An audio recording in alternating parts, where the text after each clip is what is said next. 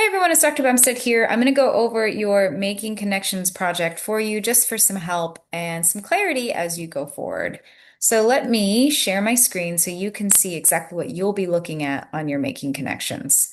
So, all right, so this is what your Making Connections looks like. It is here for you. When you click Making Connections, it will open up and there'll be lots of things there. There'll be a sign-up sheet, which we'll go over in a minute, and then some other things and some guidance for recording. All right. What is making connections? Well, you're making some connections. Yay. Okay. Well, what does that mean? Well, you're creating a presentation like you were in an in-person class where you're going to record your voice. Don't worry. It's really not a big deal. You don't have to show your face like I'm showing mine. And if you do it the way I do it, you can always hit like, look, I can always turn off my camera. So if you're nervous about your face being seen when you record, hold on, where's my camera?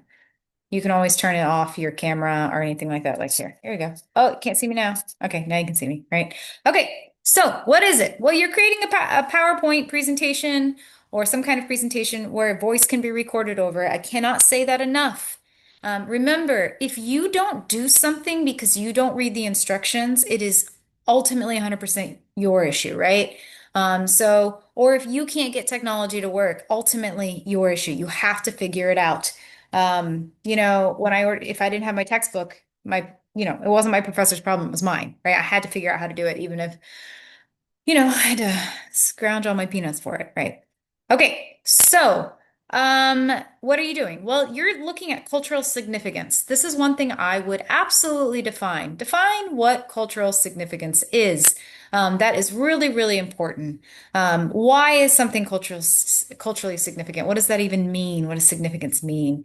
Something that's important to us culturally. So define culture. Make sure you know what you're doing. Okay, you're going to have a topic list you're going to pick something from. To complete the assignment, you will create a slideshow. Hey, the best thing about it is it tells you exactly what they want on each slide. The first and the last slide will be the easiest. You really only have three, as we'd like to say, meaty slides that will have most of your information. Your final slide will be your MLA format. You need to properly cite. Citing is the key to happiness in this class. And then your first one will be like, your information. What does it look like? Well, how about I just show you? Makes it a lot faster. You can download this version. Just make a copy. But first, I'm going to show you what it looks like. Here's the template. Here's an example.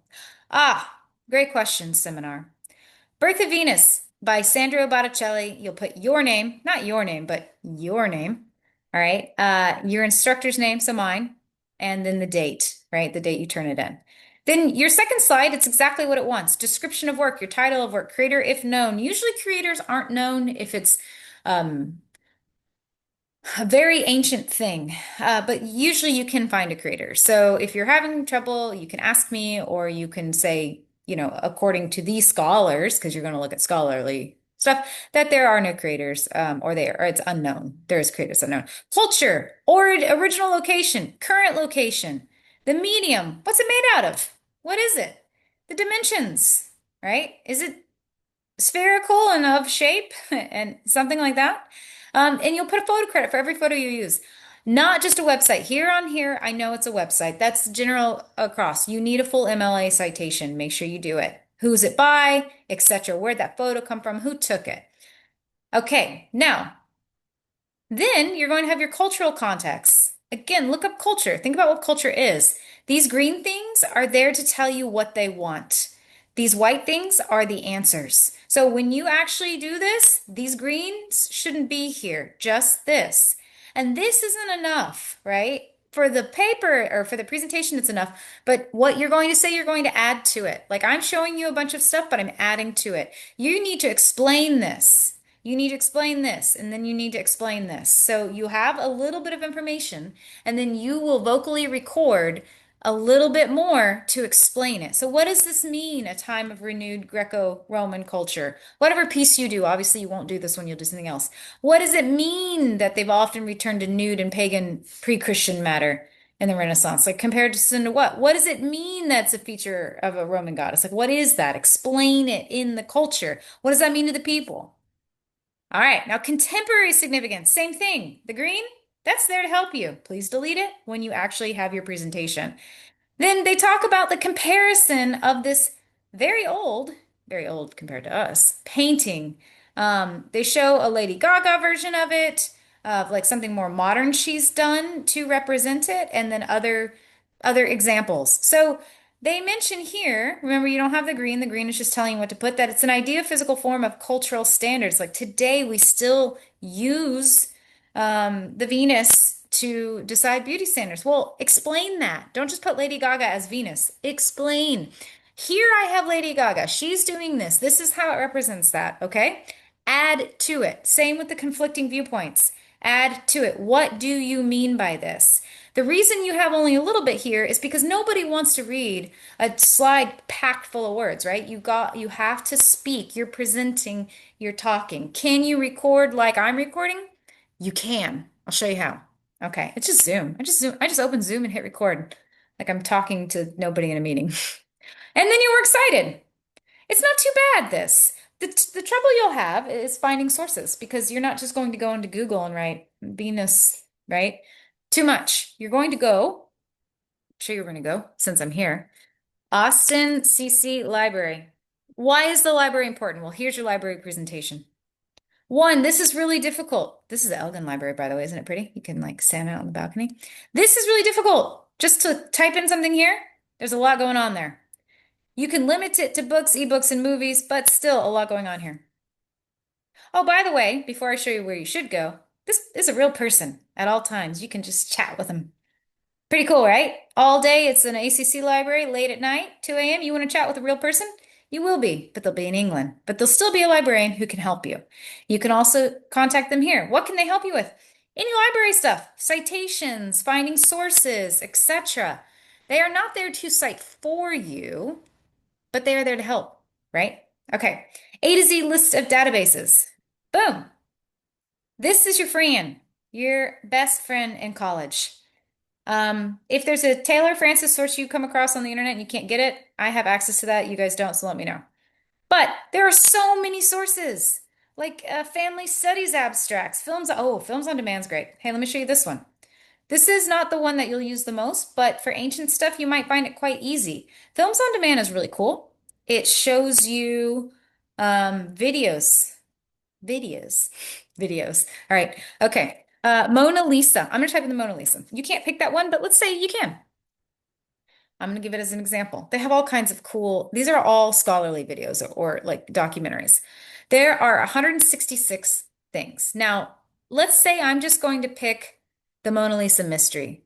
It's a segment, meaning that it's an excerpt. It's just a clip of something from a bigger one called The Battles of the Louvre, which is the museum the Mona Lisa is in.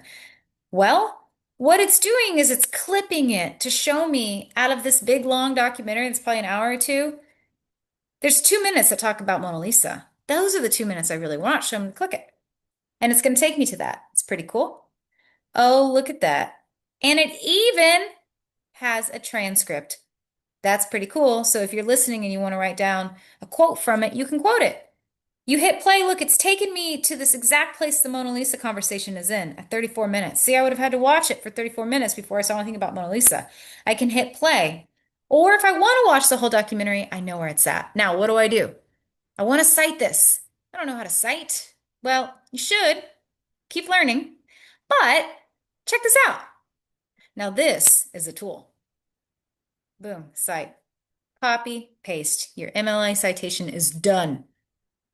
Fantastic. Now, you might not find a video here for whatever you pick. You might not, or you might. Check it out, or maybe it's not useful to you. I don't know.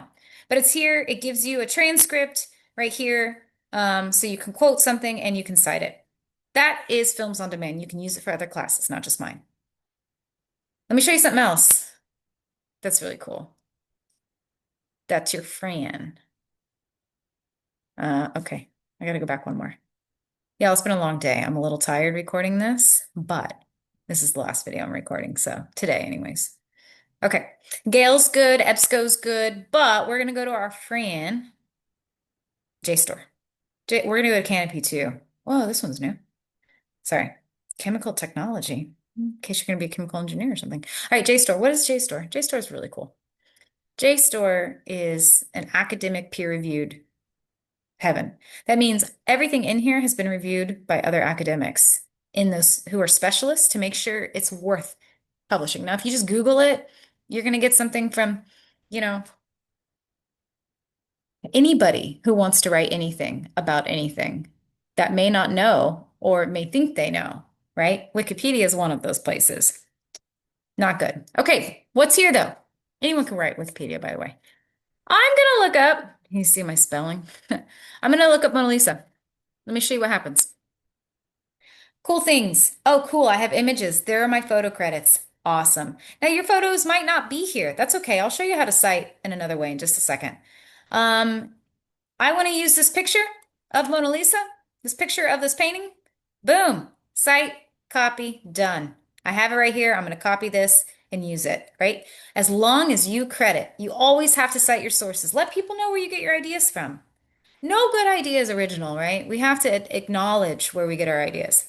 There's even pop art. That's pretty cool, from 1963 and all that. You might find that in other ways.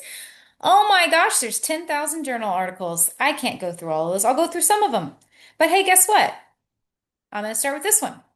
I would go through them. You can add to this. You can put like cultural significance here too. That's really important. But I'm going to save it or I'm going to download it so I can print it to my computer. But I also am going to cite it. Boom. This is from 1915. Might be hard to read. So make sure that if you're going to use this, you actually use it, you actually read through it, and you find a good quote. Don't quote something that only exists in Latin because then I know you didn't read it. All right, so I think that's too much. 10,000 results. I'm going to put importance. You can put in cultural importance too, but I'm just going to type in importance. Hey, that narrowed it down. They're going to talk about the smile of Mona Lisa. Maybe I want to talk about that. Maybe I want to talk about how it's a great work of art or the history of taste and all of that. Okay. There's so many. The genius of Mona Lisa. There's so many. I'm going to put cultural. It's going to change my results again. 5,000 results. Mona Lisa explained. Okay. 1994. That's not that long ago. Okay. All right. Over 30 years ago. Gosh, 30 years ago? Doesn't feel like it. Okay. All right. So lots of things there for you. You can hit cite. One last thing I want to show you with the ACC citation thing or ACC databases is Canopy. Canopy is cool because if you don't have some streaming services and you want to watch some movies, hey, you can. Oh, good. I'm already logged in or able to log in. You have to create. No, I have accounts. Hold on. I have an account, so I shouldn't have to create one. Ugh. Let's see. I don't remember my password to it. No, I don't. So, oh, it doesn't matter. I can sign in through Google. This gives away some of your information. In my case, it's already university stuff, so I'm not like, oh no, okay. Well, you need to sign in. When you sign in, the cool thing about it is there are all of these films that we have access to. Um, they can be stuff dealing with controversial stuff or conversational stuff. They can be actual films, not just these documentaries that are coming out, right? Um, all kinds of stuff. You can visit what ACC has in its collection, which is really cool. And if it's useful, you can use it as a site. Now, the other thing I want to show you before we go is this Night Cite. This is a great citation tool. It is not AI. It is a way to just enter the information. I'm going to enter my book title. I'll enter half of it. Okay. Oop. And then I'm gonna enter this information in. The good thing is, guys, you can like a photograph, a cartoon, art, any of that. You can click any of these and it will make it easy for you to do. Print. Okay, I'm gonna hit submit and boom, there's a citation. I didn't give all the information I should have because I was in a hurry here, but it gives you a citation. I can copy that citation, edit that citation, but you can click any of these, say it's in a website you want to cite, a photograph or art. So like it will change this information and you can reset it and enter the information like who's housing the work, where is the work housed, etc. if it's art. Okay, I'm going to go back to where were we into here. Okay, that is a way to help with your thing. Now, you have to record. Remember what I said? You have to record. How do you find that information? Well, when you're in the Making Connections folder, that is here in the additional guidance. There's lots of additional guidance you can go through, take your time. 12, even if you're in a 12-week class or an 8-week class or a 5-week class or a 16-week class, it's the same amount of work. You're just shoving it in smaller amounts of time. So can't rush through and skip things. So if you're in a 12-week class or a 10-week class, which is often what I teach, you will still be doing 16 weeks of work just in a condensed time. And that's okay. It's doable. But make sure you do it. Okay, recording and posting right here. There is a link to your Microsoft Word. You have free Microsoft Word from ACC. You cannot post a link. No one can access it. You have to download it and post it, but that will show you how to record. How can you do what I'm doing? How am I doing this? Again, you don't have to have your screen visible. You can make yourself not visible. I open Zoom and I hit record, and then it downloads it to an MP4, and this works as well. But you have to have your presentation ready, and it's hard, you can't really edit it, right? Whereas a Microsoft one, or some people use Loom or Canva, I don't know how to do a recording on any of those. So if you want more options, go to the library, see if there's a tech guy who can help you with that. But that's where you would be doing this drafting. All of this stuff is here for you. Okay, once you're done thinking about what you want to do and exploring it, you go to the sign up sheet. Okay, here is your sign up sheet. Piece created, what date it was created, and then student name. I'm going to check it about 2 weeks in to make sure, or when it says, select your piece, and I'm going to put it in green. I'll send out reminders, and once it's in green, you're good to go. As long as no one has selected it, please be mindful to check. It is your responsibility to check. If someone else put it first, and then you create a whole project with their same thing, that was your decision, right? To not check. So you have to check or you're going to have to redo it, okay? Just make sure you recheck. Okay, cool. I really look forward to your making connections.